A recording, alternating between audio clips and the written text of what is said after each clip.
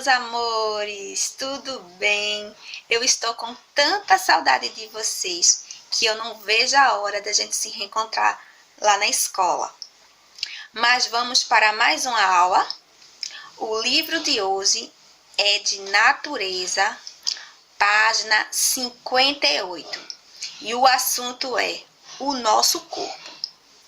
O nosso corpo, crianças, é uma máquina maravilhosa, que é dividido em 3 partes principais, que são cabeça, tronco e os membros. Membros superiores, mãos e braços. Membros inferiores, pés e perna. O nosso corpo é tão maravilhoso que a gente precisa mantê-lo sempre saudável. Então, devemos praticar exercícios físicos, fazer uma boa alimentação e ter uma boa higiene. Assistam esse vídeo comigo.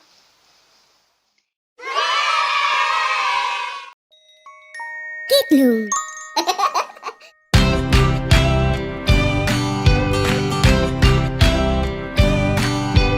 Posso tocar minha cabeça, posso tocar meus ombros, posso tocar minha barriga, posso tocar minhas pernas, posso mexer meu corpo em cima e embaixo, posso mexer meu corpo para qualquer lado.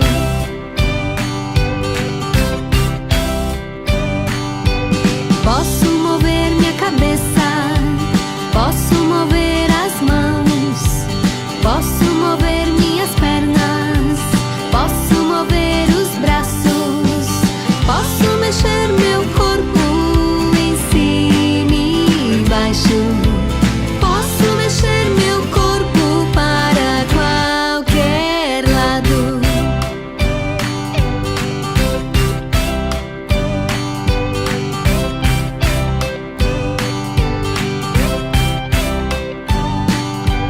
Posso balançar minhas orelhas, posso balançar meu nariz, posso balançar meus joelhos, posso balançar todos meus ossos, posso mexer meu corpo em cima e embaixo, posso mexer meu corpo para qualquer lado, posso mexer meu corpo em cima e embaixo, posso mexer meu corpo para qualquer lado.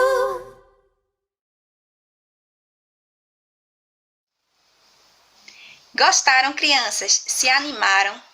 Viram como é importante a gente cuidar do nosso corpo?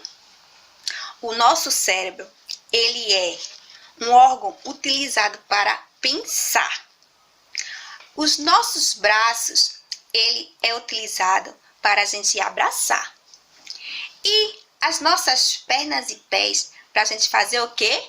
Correr, andar de bicicleta e tudo mais. Então, crianças, realizem as atividades do livro de natureza, que vai da página 58 até a página 62.